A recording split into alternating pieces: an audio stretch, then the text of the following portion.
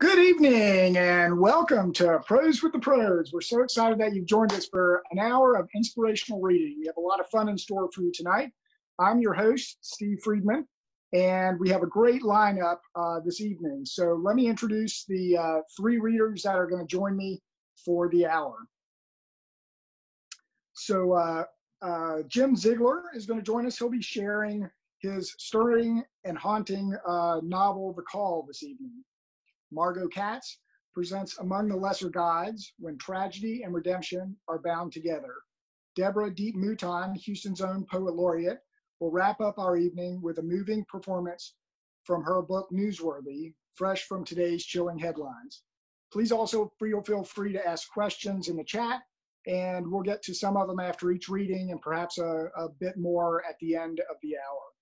So after raising three children in the U.S., and she and her husband moved to Saudi Arabia, where her Foreign Girl blog was well known in the expat community.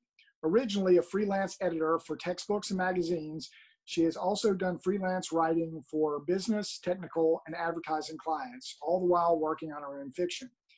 She is a contributing author to Once Upon an Expat. Among the Lesser Gods is her first novel. She currently lives in Houston, Texas. So now we're going to turn it over to Margot. Thanks for joining us, Margot. I thought when I started college that I wanted to study history because I have always just been fascinated by the archaeology aspect of it, the way the present is on top of every other past and shaped by it, and that what's underneath is a question you can never really know the answer to. This, for example, I brought a prop, is a brick from the site of my grandfather's school in what would become the ghost town of Buckingham, Colorado, out on the dryland prairie. I love walking around there. I've been a few times and wondering where he walked, wondering who else was there and what it was like. I have a friend who grew up in York, in England, and I used to ask her, like, oh, what would it be like to play on Roman ruins when you were a kid? And she said, we were just playing. We didn't care. So I guess a brick is just a brick to plenty of people. But then I found out that academic history was not just fun stories, but a bunch of data you actually had to remember and deal with, and I just don't have room for that. I want stories and the whys and the what ifs of people. So literature was a better place for me to end up. So anyway, later on, years later, I'm living in Denver. It's after college. I'm reading the morning paper, as you used to do, and came across an article about a wildfire, which is not an uncommon news report in the Denver papers in the summertime. And it was, I don't know, maybe 12 paragraphs, couple of columns, just percent contained, number of acres burned, structures, whatever. I don't remember any of it except the last line, which said, the fire is believed to have been started by children playing. And I thought, what happens to those children? When you count the immediate victims of the fire, the top layer, the kids might get overlooked, but they're as affected by it as anyone else. And for the rest of their lives, everything else is going to sit on top of that thing they did when they were kids. And I wondered what shape those lives might take. A person could have found out who they were and, reported on them and followed up with them, but that sounded really hard and kind of creepy. So I imagined it instead and wound up with the main character of my novel, Among the Lesser Gods, which I have on a shelf behind me. It's not showing up very well. So anyway, there it is. It's the one I'll be reading from. Elena Alvarez is the girl who started a fire when she was little, accidentally, that wound up devastating a community, killing people, destroying property. And so then I was able to fast forward and drop in on her life 10 years later and find out how she's doing. And it turns out she's a mess. She's afraid of doing anything. She's afraid that any small action might have consequences that are way, way, way out of proportion for the small thing, like a little tiny fire and a great big wildfire. She's afraid of hurting anybody else. So she's sabotaging anything that could be connection or community or commitment. She's avoiding decisions. She's hiding from her future. She's afraid to live. And well, here she is at the beginning of Among the Lesser Gods. I'll just give you a couple of short little pieces from here. I wasn't thinking about rescue when my grandmother's letter came. Nothing in my life had given me reason to expect divine giveaways, and I certainly didn't deserve any. No, to be honest, what I was thinking about was a nap. I'd started out well, made an effort to tackle the day or shape my destiny or whatever useless crap the placement office motivational posters said would fix everything. I really had. Went to campus, checked in at the job board again, added my name to the physics rules advisement list to show my availability to tutor again for another week. But that's where my effort ended. The idea of listening to one more lecturer while I grew more sure every day that the diploma about to be stuffed in my hand was going to be completely useless here in Greater Los Angeles or anywhere else in the goddamn country for that matter was just too much. My advisor was right. I should have applied to grad school. But she'd moved away last semester, which meant there was no one left to tell me what to do or say she told me so. What was the point of hanging around campus? So I left. I caught the next bus to West LA and sat facing a sign that told me a career in auto mechanics would have been a better choice, then got off to walk the rest of the way home, head down, fist shoved in my sweatshirt pockets against the morning chill. I thought first about whether I'd hate waiting tables or selling shoes more. Then I thought about the throbbing spot on my jaw and what lies would most plausibly explain the bruise beginning to ripen there. I thought about the worthless bastard who'd given it to me. I thought about the nauseated knot in my belly, not sure whether it was just anxiety that my period was well over a week late or already the consequences of it. And that's when I started to think that sleep was the only way to stop thinking about how thoroughly I deserved my spot at the bottom of this pit I'd dug for myself. I stopped in the breezeway to check the mail before going upstairs to my apartment, a trip that always unnerved me a little.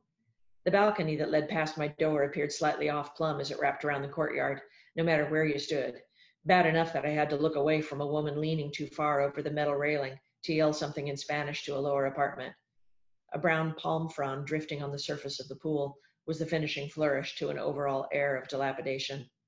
Carla was a terrible super, and as I should have been able to tell, a terrible person. A girl with reasonable faculties would have known there were better ways to avoid thinking about the future than allowing him to only make things worse. Given the present moment and the way we're meeting here right now, the idea of somebody withdrawing from life sounds pretty normal. It's the rational choice. Withdrawing is safe. Living is risky.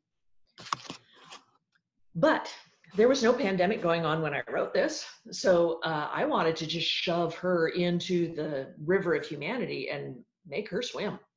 Get her in so deep with people that she couldn't just jump out the first time something got hard. So inside that mailbox she's checking is an opportunity that she thinks will let her put off her future a while longer, but that actually drags her into that river. But I also had to amplify the resistance. So I sent her to Hat Creek, a fictional ghost town, a place as stuck in the past as she was. I located it in the mountains instead of on the plains, which is where Buckingham would have been, because it's much more picturesque up there. But near the real town of Leadville, Colorado. If you've never been, which I'm assuming most people haven't, because plenty of Coloradans have been there, Leadville's everything I love about history. It's a working mining town. Silver and gold back in its heyday, now mostly molybdenum, which is a mineral used to harden steel. It's 10,000 feet high. The living is incredibly hard up there. But at its peak, it was the biggest, richest city in Colorado, bigger than Denver. The Guggenheim fortune started there in the silver mines of Leadville. The unsinkable Molly Brown, the Brown fortune, began in Leadville. It's gone boom and bust a dozen times since then. And it's never been cutesied up. It's like you can see through the layers. Home lots sit on lots that are shaped by the mining claims that are underneath them. Prospectors' shacks are now garages. Old sluices are just scattered in the trees. So my fictional ghost town was pretty much the same as a bunch of real ones that are scattered all around the Colorado mountains, except I put it close enough to Leadville to give Elena a bunch of people to get involved with. Here's what it looks like as she comes into town at the end of a trail ride coming up from Leadville. Finally, we reach landscape I thought I started to recognize. Then, yes, through the trees, a glint of old mine equipment. Steps later, the trees thinned, then ended. A dirt road cut across the stripped mountainside, around a brassy lake of poison water toward the mine entrance. Uphill was a rusted crane buckling as thinner supporting pieces oxidized and gave way. Narrow gauge railroad tracks passed below it to the mine opening, now gated and padlocked. Like heaving sea waves, and just as devoid of life, piles upon piles of rubble and tailings rolled away toward the line of trees just visible on the far side of the slope. At some point when I did not yet fully grasp money and what constituted a lot or little, I thought Tua, that's her grandmother, must have been unimaginably rich. My grandfather had mined gold, after all. Gold, wealth, they went together. I pictured vast quantities of gleaming metal spilling out of the ground, nuggets the size of eggs. I no longer recall what I'd said or why I'd gotten this response, but I remember her laughing and saying, no, my grandfather had worked for a paycheck just like anybody else. And what came out of the ground was measured in ounces, not tons or even pounds. I must have looked puzzled because she showed me what she meant by ounces. She squatted in the dirt by the cabin porch, scooped some grit into her hands. That much, she said. That much gold would make a good day. Whenever I saw the colossal wreckage around the mine, I thought of those cupped hands. By itself, the scale of the destruction was tragic, but compared to the physical size of the reward, it was offensive, the imbalance insufferable. We didn't speak as the horses picked their steps over the railway ties, then followed the road up the slope, past the cabin knocked over by the mule skinner, onto the level ground of Main Street. Given my feelings about the mine, I'd always been grateful for the topography that hid it from view. We rode side by side between empty windows that stared at each other across the street. General store, school, the paymaster's office, where a blue flax blossom had worked its way up between the porch slats, past the turnoff to Tua's cabin. I figured he had a reason and just rode alongside, little puffs of dust rising around the horse's hooves. I love this place, Leo said, looking from side to side. I wish it could stay like this, but I know it can't. Things will fall down. People will find it and mess around. They're talking about bringing trail ride groups over here from the ranch next summer. He made a face. Ghost town tour. I didn't like to think about it. These places were mine. Full disclosure, you don't find intact towns like that just any old where now. The book is set in the 1970s, 50 years ago, which is a function of math. To fit into history, my fictional Hat Creek needed to have its boom in the 1920s and 30s, and I needed someone who was an adult then to still be alive later on. So made it the 70s. So I had to keep going back and ask questions to make sure I was representing 1970s Leadville correctly, which generally wasn't a big deal until I got to a mine rescue. I hadn't intended to do a mine rescue, but when I got to that point in the writing, doggone it, if I didn't end up losing some people in some old shafts and tunnels that are honeycombed under Leadville. I needed an expert, which I found in a man by the name of Joe Nucktree, who had done mine rescue in the 70s and 80s. And he saved my bacon in those scenes. But what I was never able to convey was what it was like to hear him talk not just about mine rescue, but why. He would talk about how miners and rescuers would flood in if the call went out that somebody was in trouble. It didn't matter if they were sick, if they had just come off a shift, anything, they would be there. He talked about men turning in their paychecks from a rescue to pool the money and give it to the family of the person involved. They wouldn't accept their pay because they said saving somebody isn't a job. And then at one point when he was describing the breathing apparatus to me that they used, he said, I'd go into hell wearing one of those and fight the devil himself. And I thought, it sounded like he had to save somebody. Yes, that rugged can-do spirit is underneath a lot of what we have now in the American West, but I think the drive to care for one another is underneath that for all of us as human beings. And that's what Elena was trying to shut off and what I needed her to figure out. And that's why I write, because as Joe understood up there, every human life depends on every other, as we all do now. My next book is set in Saudi Arabia, and it's kind of a cross-cultural Romeo and Juliet sort of story. And I am scared to death of it and how it'll be received.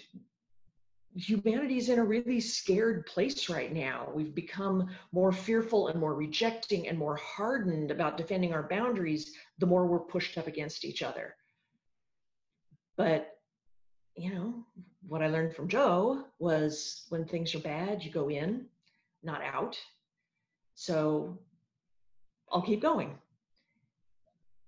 We are connected, and that's why strangers go into mines to rescue people. And you get this. You're here because you read books, which means you have empathy. You seek out stories, the things that connect us all. And so thank you for being here, for reading, and for caring. Keep it up. Thank you, Steve. Hey, thanks a lot, Margo. That was fantastic. Not just the intro into your book so we can vividly see the scenes, but also your journey as well through that whole story. So thanks for sharing. Margo, question for you. What can you tell us about the title? So Among the Lesser Gods, where did that come from? Who are the lesser gods? Mm-hmm.